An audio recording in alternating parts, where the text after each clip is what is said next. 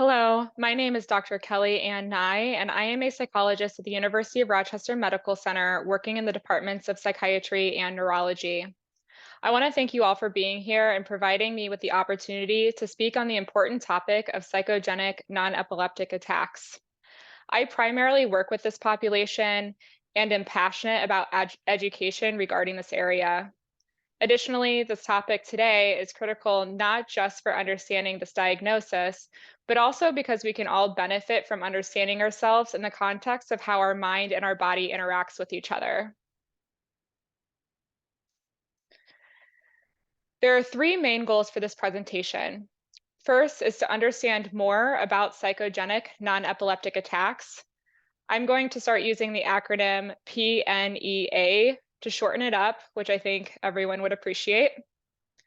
Next is to provide context on how what our community knows about PNEA and why this is important for treatment recommendations. And finally, and most importantly, is that I would like for you all to be able to confidently apply anything you learned today, either in your own life or in the life of someone you know. So this is the big question. What are psychogenic non-epileptic attacks? Before going too deep, let's look at the root words first. Psych means soul, mind, and spirit. So if you know a psychologist, then that just means the study of the soul, mind, and spirit. Genesis is from the beginning, origin, creation. Therefore, psychogenic meaning originating from the soul, mind, and spirit. Non-epileptic is not of electrical origin. If you or someone you know has ever been diagnosed with PNEA, then you would have had to receive an EEG study to rule out the cause. During this EEG study, they glue a lot of electrodes to your head, and then they read your brain waves. The people who read these brain waves are typically neurologists or EEG techs. And if during an attack, there is some detection of electrical activity, then your diagnosis is more consistent with epilepsy. If you do not have any electrical activity during an attack and your brain waves remain normal, then your diagnosis is consistent with PNEA. And psychogenic non-epileptic attacks go by a lot of different names. You might hear non-epileptic events, non-epileptic seizure, or functional seizures, and these are all names that are used to describe the same diagnosis. There is a trend in the direction of using the term functional seizures or functional non-epileptic attacks over psychogenic attacks. This is mostly due to the bias that often comes with the more outdated terms. Other outdated terms you may hear are conversion disorder and pseudo seizures. And although these are not terms I prefer to use, it doesn't mean that you won't hear them. So how do you define such a complex diagnosis? Well, you need a super complicated definition. The formal definition states that PNEAs are sudden episodes of altered sensation, consciousness, or movement that arise from internal emotional factors or unconscious responses to emotional stress rather than from a biomedical origin. This is a fancy way of saying that this is a physical experience that we have when there is an internal emotional response. And we all have experiences like this. If you've ever experienced blushing when someone says something nice to you, butterflies in your stomach before giving a big presentation, or your heart racing when you realize you've missed a big deadline, it's easy to imagine how these events are by no means faked. You would never say that someone is faking blushing or faking a racing heart. PNEAs are a real physical response to an internal emotional experience, just like not getting enough sleep is a very real physical response to stress. And the way that PNEAs look vary from person to person. For example, some have convulsive movements that look similar to a grand mal seizure. Some have tremor, blacking out, clouded consciousness, loss of awareness. staring events that look similar to absence seizures, unresponsiveness, and memory loss.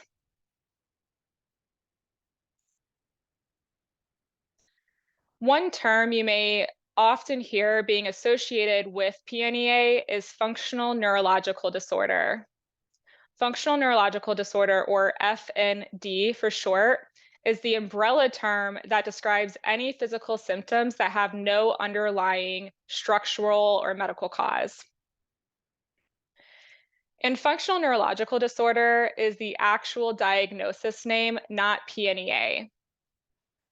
PNEA is a subtype of FND, other subtypes being functional limb weakness, functional tremors or abnormal movements, sensory disturbances like memory loss, or speech problems.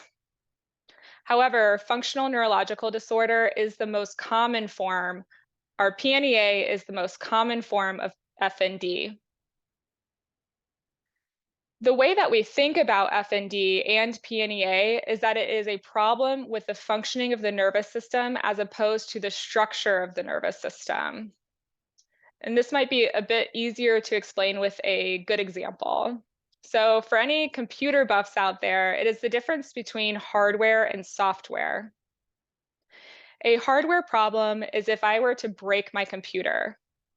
In medical terms, we would be able to see hardware problems through an EEG or an MRI, such as if someone was to receive a traumatic brain injury, a tumor, a stroke, or have epilepsy.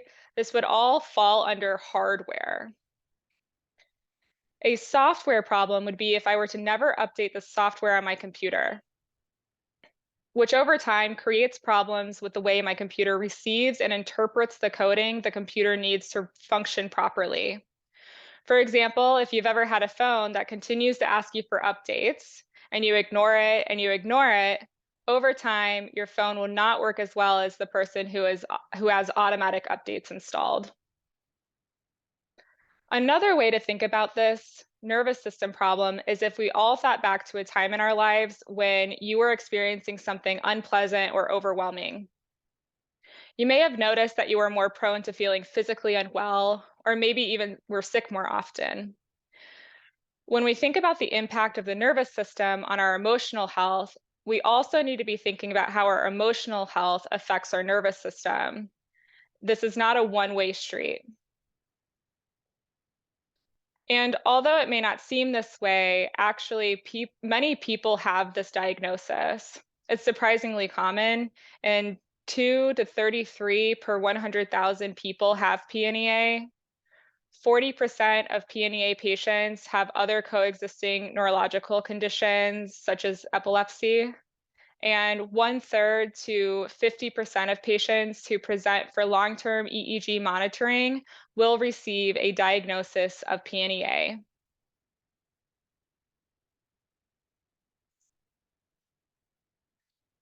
And of all of the functional neurological disorders, PNEA has the most robust testing system for receiving this diagnosis. Like I've mentioned before, you will have needed to receive an EEG study to have this diagnosis, which is the gold standard of testing. And if there are still concerns about the PNEA diagnosis, there are other tests you can receive to rule out the cause, such as an MRI or blood test. These would also have to be normal. And this is also not a routine procedure because capturing an event during an EEG provides us with really good diagnostic data. You may have also talked to a mental health counselor, a psychiatrist, or a psychologist either during your EEG study or after. And the goal of this consultation is to determine the risk factors that lead to the development of this disorder. This is not always provided based off of a number of factors like accessibility to this resource, but it's always an excellent addition if it's not a consultation you've received before. I'm going to spend a little extra time on this slide because it's really the meat of PNEA, and you'll see later why this all matters for treatment. PNEA is something we call multifactorial, which means risk factors contribute to the development of this disorder. It's important to note that anyone can receive this diagnosis, and it's not only reserved for individuals who have these risk factors. That's why it's important to look at PNEA through the lens of the biopsychosocial model. What I mean by that is at all areas of the human experience and determining what may be contributing to its development. For example, what might be biologically contributing to PNEA, such as a history of chronic health problems? What psychological factors are present, such as a history of mental health diagnoses or trauma symptoms? And finally, what may be sociologically contributing, such as a history or current problems with housing, being let go of a job, financial stress? The risk factors most typically associated with this diagnosis are listed here, and I'll go through each in more detail. As I go through them, you can all consider what may be more related to a biological, a sociological, or psychological risk factor just to test your skills. First is a history of adverse experiences in childhood. If someone grew up in a chaotic or an abusive family system, we develop coping strategies as a way to survive the situation. Coping strategies that we learn in these situations are often very helpful, but as we grow older and are away from those situations, we find that these skills are no longer helping us and maybe even hurting us. Examples of these coping strategies may include internalizing emotions like keeping them all inside. People pleasing is pretty common, and also over functioning because you had to. Which leads us to our next risk factor. People with PNEA often have a coping style of internalization or minimizing problems in their current or past life experiences. This is also usually taught to us by our family systems. If you ever had a family member or a friend who tells you to stop complaining or to suck it up, then you would likely internalize these messages to develop a coping mechanism of repressing or ignoring unpleasant emotional experiences. And this may not be shocking, but it really matters how safe it feels to express our emotions. Next is chronic internal, meaning happening from within, or acute external, meaning something happening to us, stress. Sometimes PNEA can be a response to a traumatic event that happens to us, like a car accident. And other times, PNEA may show up later in life without any current stressor. In fact, only 50% of the individuals we work with do not have an identified trauma. So this is not a diagnosis reserved only for people with trauma. Because it can also be stress that we carry around with us in our emotional life. Maybe school is getting particularly difficult, or we live in an unsafe neighborhood.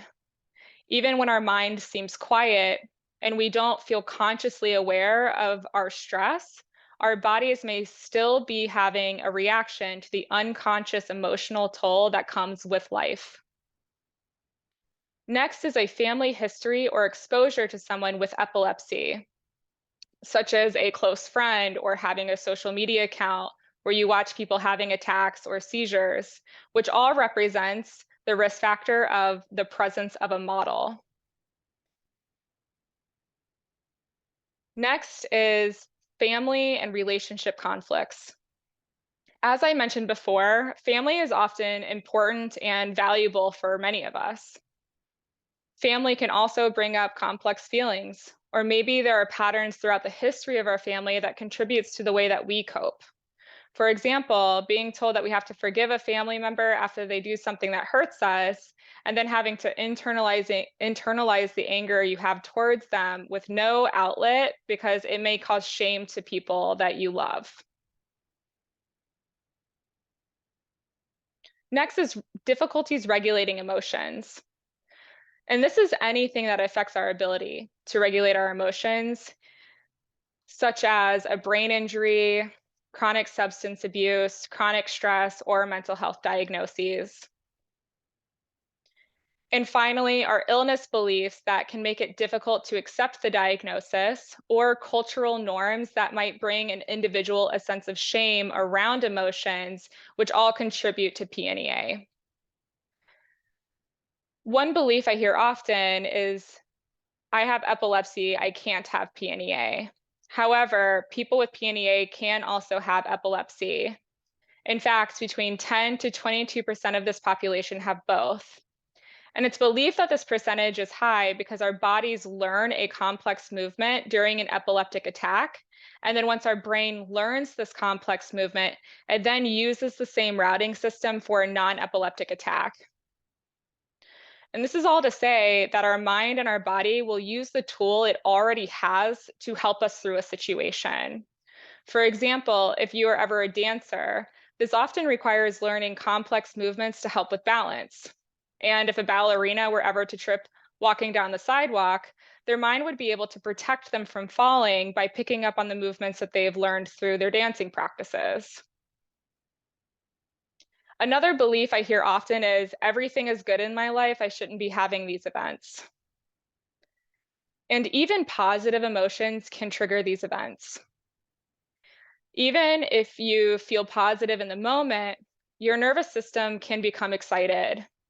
Additionally, a history of abuse or a negative experience with the trigger, or an association with that trigger that's making you feel excited or happy in the moment, can create a paradoxical problem with competing complex emotions that our mind and our body has difficulties managing. This creates a system that doesn't always know how to respond, which can unconsciously or even consciously put pressure on the system, leading to a PNEA event. And when it comes to culturally acceptable norms,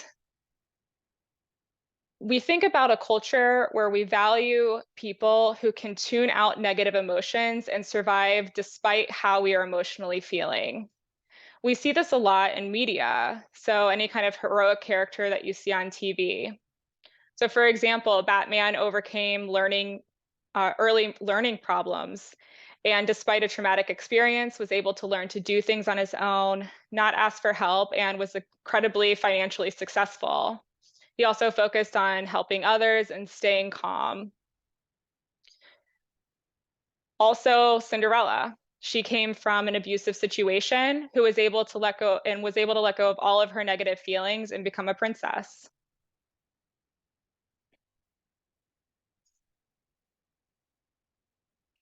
And there are common overlaps with PNEA and other conditions.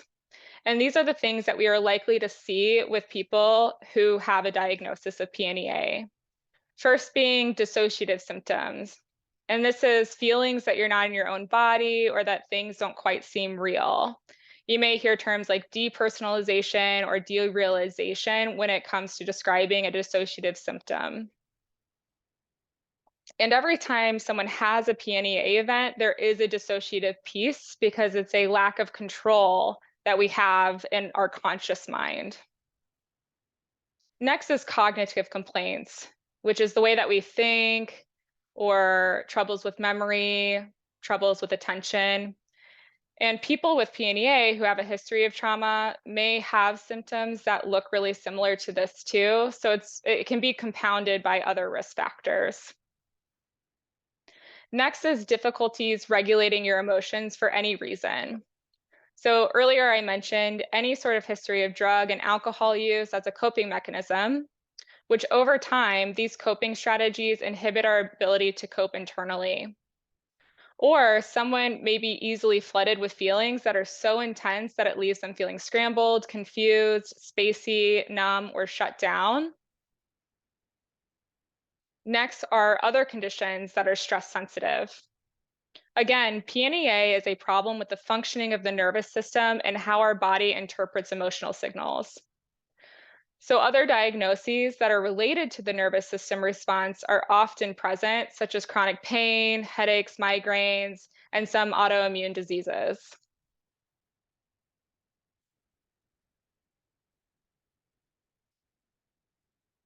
Treatment for PNEA has essentially two goals. One is to reroute the software by addressing the underlying emotional dynamics that trigger events, and relearn coping strategies that allow the persons to feel emotions in an adaptive and more comfortable way. And additionally, we really want to improve functioning. When we gain more functioning, we often see that symptom improvement follows. For some, that may be total remission of PNEA, and for others, it's reducing the frequency enough so that you can get back to a life that feels valuable to you. And everybody's recovery is different. We like to use the biopsychosocial model and a multidisciplinary approach. This is our gold standard.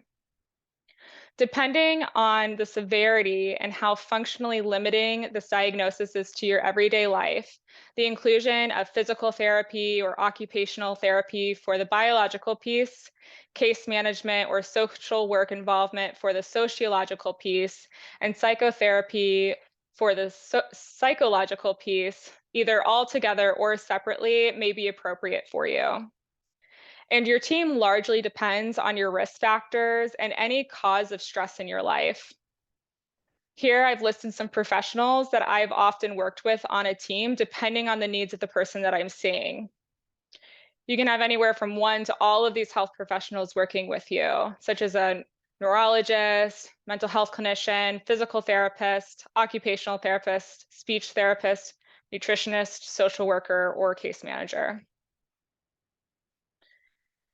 And medical and surgical treatments are unlikely to have much of a role in the treatment of your diagnosis, as these treatments have been developed to address structural hardware problems and don't help with the software problems. And additionally, there's no current evidence in the literature that medications are helpful for treating PNEA. The times I do find it to be helpful is if you treat any underlying diagnoses that are contributing to any difficulties with recovery, such as being so anxious about doctor's appointments that you never attend treatment. So using a medication to reduce that anxiety can be helpful for accelerating your recovery.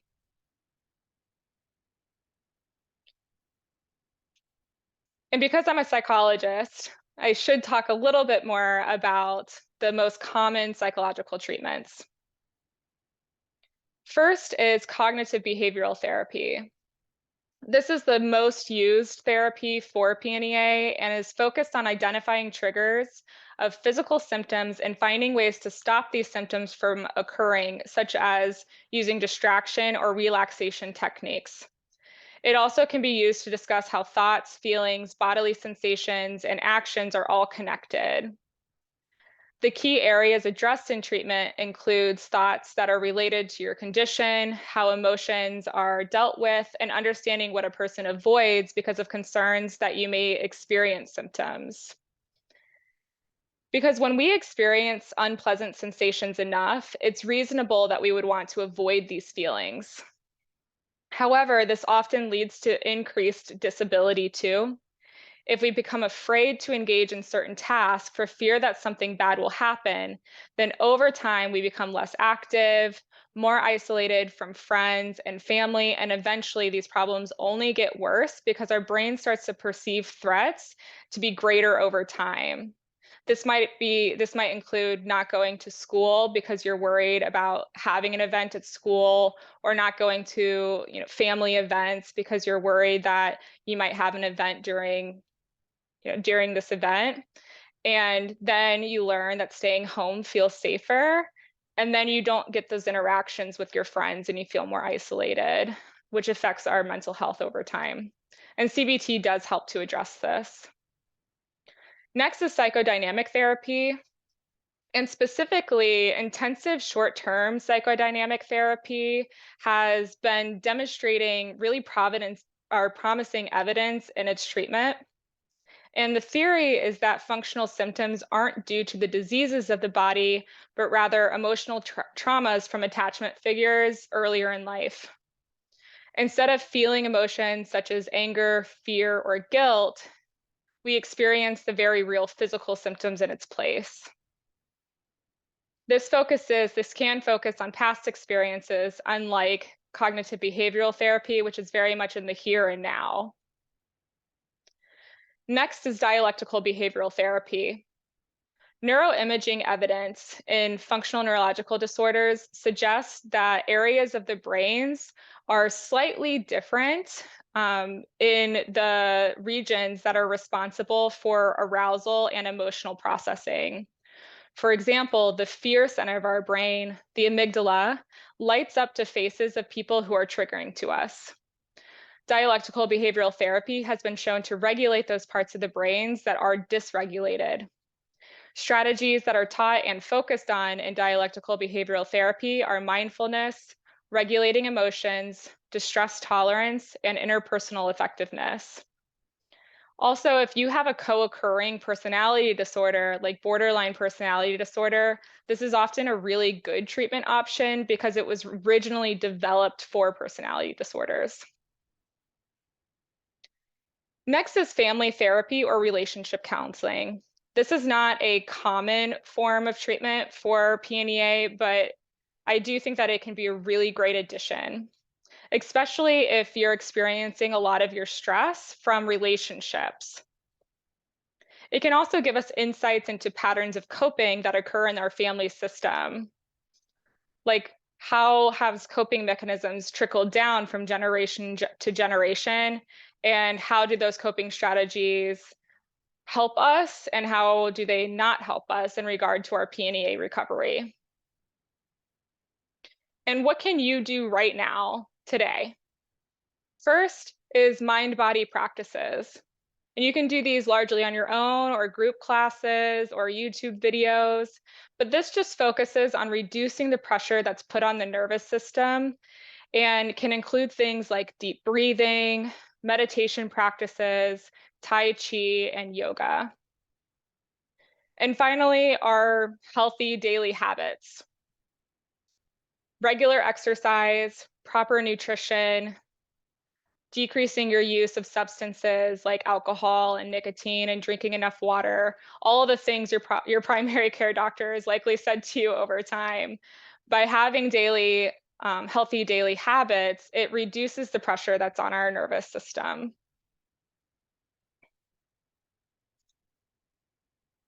This is my last big slide and possibly the most important. If anything, I want you all to leave today with a sense of hope. When a proper diagnosis is made and psychotherapy or other treatments are undertaken to improve coping with difficult or painful feelings, it's very possible to achieve symptom relief and return to normal functioning. Also, self-advocacy is within reach. For example, I work with someone with PNEA who carries a medical card with him that explains what PNEAs are and how others should react to them. Like, make sure I'm safe, but do not call an ambulance. He also has a medical bracelet that says PNES and a phone number to his sister who has a very good understanding of what these events are. And there are a lot of really great resources out there. Functional Neurological Disorders Society, Psychophysiological Disorders Association, neurosymptoms.org, epilepsy.com, and the American Association for Marriage and Family Therapists both have articles on PNEA.